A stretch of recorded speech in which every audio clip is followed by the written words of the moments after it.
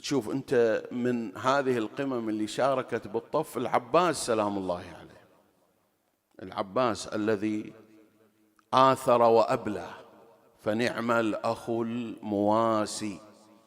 مرات احنا الواحد يؤثر أحدا، يؤثر إمام زمانه على نفسه. الإيثار شنو؟ أنت عندك كأس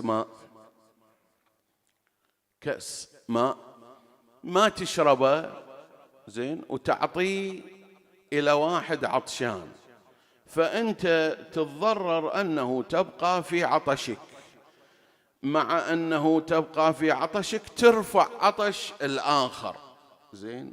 أما أكو شيء علمنا إياه العباس عليه السلام وأسس من خلاله ما نسميه بالشعائر الحسينية، أسس تأسيس